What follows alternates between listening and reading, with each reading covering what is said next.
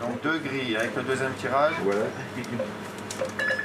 Tenir debout derrière son comptoir, c'est un effort devenu presque insurmontable pour Nathanaël.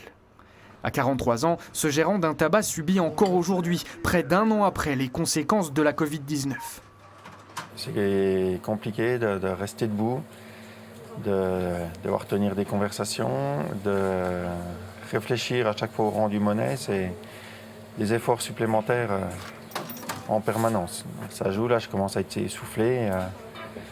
Ouais. Physiquement, là, vous vous sentez... Physiquement, je suis épuisé.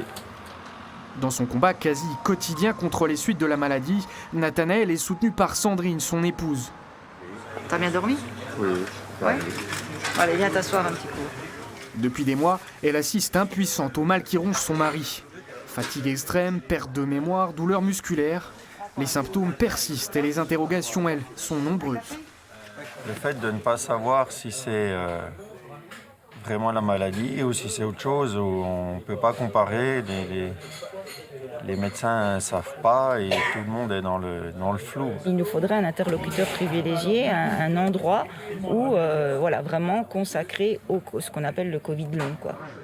Comme Nathanaël, les patients dits Covid long seraient aujourd'hui près de 500 000 en France, sans suivi, sans solution pour se soigner. Une situation anormale pour le député Michel Zumkeller. Parti de ce constat, il en a donc imaginé une nouvelle plateforme. Cette proposition de loi, c'est ça. La première base, c'est une plateforme où on peut exprimer tous les symptômes que l'on a, plateforme suivie avec des questionnaires médicaux. Ensuite, ces questionnaires sont analysés et l'assurance maladie et l'État vont guider ces personnes vers un vrai parcours de soins. Le projet de loi a été voté à l'unanimité ce week-end par l'Assemblée nationale. Il devra encore être validé par le Sénat avant que cette toute nouvelle plateforme ne puisse voir le jour.